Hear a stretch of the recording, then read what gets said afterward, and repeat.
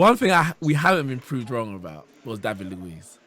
If you're going to improve as a defender, you're going to do it from a young age. I mean, he's in his 30 now. He's not going to change his attributes. So he's not going to improve much more. So his traits of that costly era is always in him, and it forever until he retires. It's always going to be in him. And it was just proven against Spurs, and it wasn't just one; it was countless. It was like countless. I think Pochettino just said to Son, like, you target David Luiz.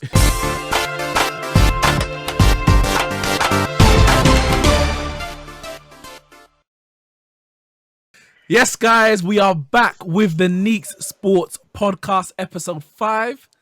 Very lonely here in the studio. It's just me and Kyle, as per usual. And as you can see, we've got this ugly mug on the screen in his red band, or do-rag, should I say. You lot still call it do-rags these days? Yeah, obviously. Everything got a new name these days. But Nathaniel, we had him on the first podcast. Now he decided to show his face.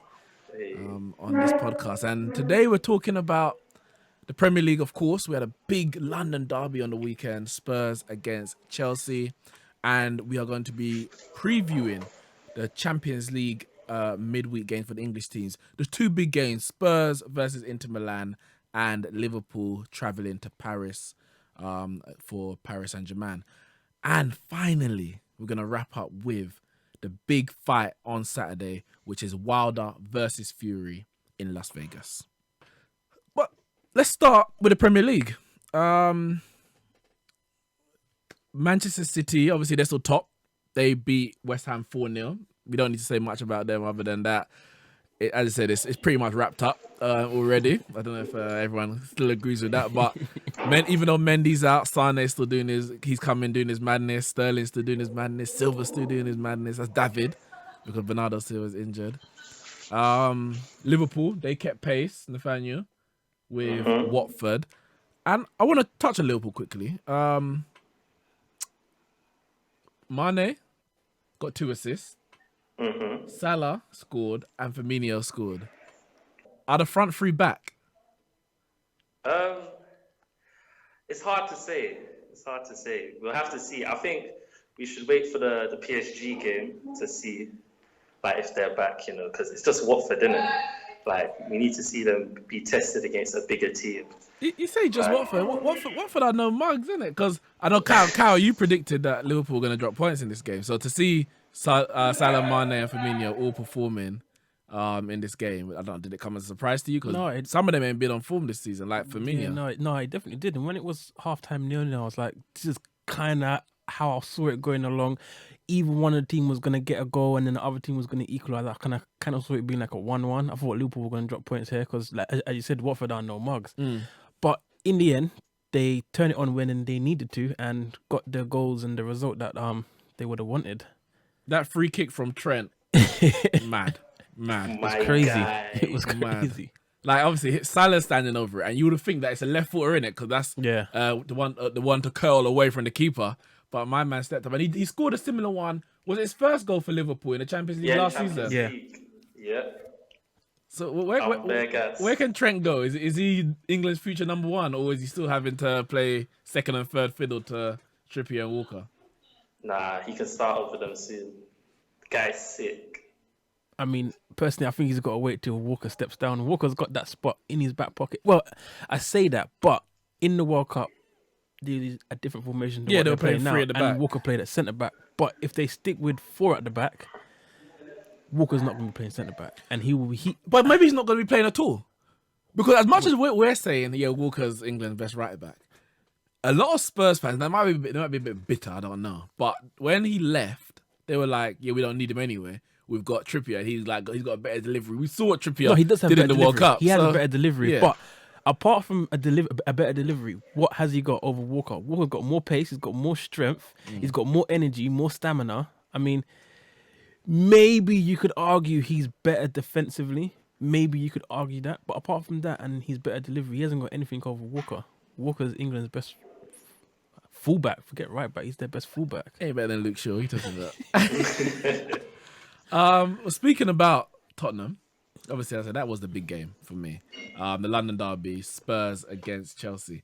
Now, we've been on this podcast before, and we spoke about Chelsea. I think was it the first episode we spoke about Chelsea, and I was like, title contenders. Yeah. And I mean, I've been proved wrong. In a matter of weeks, I've been proved wrong. But one thing we haven't been proved wrong about was David Luiz. Now, Nathaniel, I don't know if you saw the game, the Spurs-Chelsea one, but David Luiz, you know what? I'm not even going to say anything. I'm going to let the fans have their say, and then we're going to come back to us. Gonna be fucking. Come on, Spurs. Come on, Spurs. We know we're ripping Red Boys out. Brilliant. Mate, Absolutely brilliant. Fucking hell, that could have been 6 or 7. Should have been 6 or 7. Mate, It's not getting better. Oh, beating Chelsea. Wow. Fucking that, Wow. that tops anything, man. Well, you're talking, you wasn't expecting this coming. Of course I fucking were. Not at all. It's very good. Apart from that one goal, I thought we could have had a clean sheet. Yeah, you probably deserve the clean sheet because you absolutely dominated. You must have been surprised at the way you dominated this game today. Yeah, it was very surprising, but at least we done it. Do you think Spurs can win anything this year? Yeah. He don't sound too convinced. I'm not too convinced either. The thing is that Spurs haven't won anything in like 50-something years. They're going to win something. They're going to win something. Maybe I might get to crop over before Spurs win something again. Let's see if Spurs can get past. If they can get past Arsenal on the weekend, then we'll see. You don't think they're going to get past? We'll see. Wait, you sound like an Arsenal fan. No, I'm a neutral fan. No, he's not. We quit. When you leave space for the likes of Son, Eriksen, Ali, Kane, obviously they're going to convert. I mean, what do you expect? David Luiz, I don't like to criticize him because he's a Chelsea player, and, I really do feel like he's, I don't like criticizing players, but he was at fault for those first 2 goals. As much as it pains me to say it, Sissoko was class. Man, he was brilliant. It's just impressive how much depth we've got in the team. I think as much as people wanted to complain about us not buying anyone, we also didn't lose anyone. So we didn't, our squad didn't get any thinner, and we've actually got much more depth than a lot of people are giving us credit for. And so I think with that depth, we can go significantly very far in a lot of the competitions. The Kings of London, man. North London is white, mate. But that's it. We heard from most of them were Spurs fans. We had one Chelsea fan. And he was talking about David Luiz. And we spoke about David Luiz on this podcast and how he is a liability in a back two. Do you think that's just been proved time and time again, no more so than on Sunday? Definitely. If you're going to improve as a defender, you're going to do it from a young age. I mean, he's in his 30 now. He's not going to change his attributes. So he's not going to improve much more. So his traits of that costly era is always in him, and it forever until he retires is always going to be in him. And it was just proven against Spurs, and it wasn't just one; it was countless. It was like countless. I think Pochettino just said to Son, like, you target David Luiz.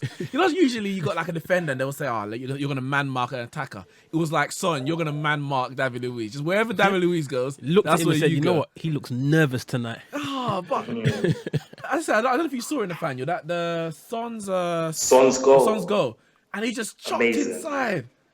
Oh my days! Son's goal, yeah, my guy ran through it from the I think it was the halfway line, all the way down, cut it. Oh my days, it's a beautiful goal, man. Listen, because first he got by Jorginho, who some people have criticised after that game. But for me personally, I think he's had a very good season. But it looked like, again, Pochettino, you have to give credit, he had a plan for Jorginho. They had a 2-man midfield against Chelsea's 3, but it looked like Dele Alli kind of dropped into that defensive role to kind of nullify. And everyone was talking about, including me, Hazard being the main guy. If you stop Hazard, you stop Chelsea. But maybe it's a case of if you stop Jorginho, stop the ball, get into Hazard, then you actually, Jamal's saying he's been saying it from the start. If you stop the ball, get into Hazard, then there is no Hazard to deal with, and it looked like they stopped it from the source. It definitely seemed that way, but it doesn't help when you're having to soak up so much pressure, and that was the main cause was David Luiz. Again, for Harry Kane's goal, he just moved out of the way. He just let him have the shot. Harry Kane is a top elite striker, and you can't just let him have a free shot. The man just turned, and there was no one around him. I could understand if it was someone like Javier Hernandez, someone that kind of needs to be in and around the box to score, someone that's not known from shooting from far, shooting from distance. But when it's players like Coutinho or Harry Kane, people that can strike the ball from distance, you don't back off and you let them have the shot, because that ball could whistle into the back of the net. And it did. And it did. And it did. And it cost them. And then, I mean, there's not really much to say. Spurs were all over Chelsea. They were literally all over them. Nathaniel, were you surprised, or are you surprised so far by Spurs in terms of what they've done? They haven't signed anyone, but they've had a better start this season than any previous season. I'm not surprised, but I'm not shocked either. Like they've been playing well. Like, you said I'm not surprised. You're not shocked. I know. It's Spurs, man. It's Spurs. Yeah, but I'm like, they've won 10 out of 13 games. No draws, 3 losses. Battered Man United at Old Trafford 3-0. Battered Chelsea now 3-1. They narrowly lost to Man City. Should have gotten a result. Lamela had an easy chance at the end. And everyone was talking about they needed players. So is this squad just good enough? They don't actually need to strengthen? No, I still think they need to strengthen, because I feel like their bench is weak, in my opinion. Like, if Kane gets injured, who they bringing on? Like, especially if they start Kane and Son and Lamela all at the same time. Like, I don't think they even do that. But if they start Kane and Son, like one of them gets injured, who's coming on? Like the bench is. That's the thing. I think up front, in terms of striker, Kane's probably the only player who is like completely irreplaceable. Now I'm not saying that all their bench players are as good as like Ali and good as Eriksen, but they're replaceable. Like you can make do without them. Yeah, you I can. think just for me, I think that striker position is the only place where they can't. Literally, if Kane's not there, they're gonna struggle. And it was proven against Chelsea, because they played Chelsea, who were so-called unbeaten in the league so far, and they've absolutely dominated Chelsea. And you could actually argue their first choice back four was missing. Yeah. Because their first choice left back, first choice right back, and two first choice centre backs in Sanchez and Vertonghen. Yeah, exactly. Two first choice. So if they played a back four with them four, some could argue that's their first choice back four, and they played without them, and they absolutely battered Chelsea. So, like you said, they are replaceable. They've got at the back anyway. They've got sufficient backup, and in places in midfield, they've got Lucas Moura, they've got Eric Dier, and all sorts of players that can come in and out of the squad. That's the thing, because like even in midfield, obviously, I don't think they ain't got big names. Like Eric Dier is not a big name. He's not a big name. Sissoko, he gets so much criticism. Wanyama, I don't even know the last time I've seen that guy really touch pitch. But Dembele's out, Wanyama's not playing. But the two-man midfield, as I said, of Eric Dier and Musa Sissoko, it's like Sissoko, he's playing like he's 2 men at the moment.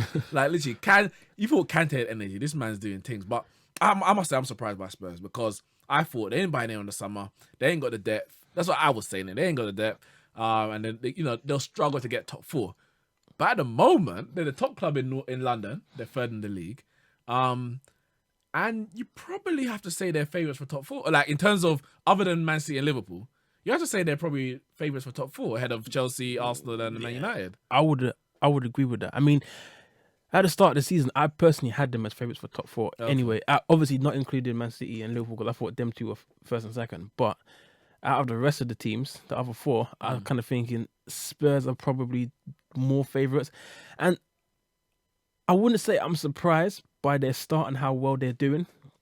It's kind of what, because they've only got plus 17 goal difference. So plus 12. Plus 12. See, and they've 13 games, so it's less than a goal a game. A goal a game.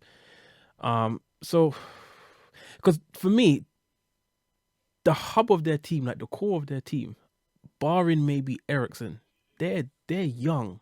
They're young. They got solid years left in them. Trippier's got a lot of years. Even this new kid, Foyth, he's got a lot of years in him. Dier's got years in him. Kane's got years.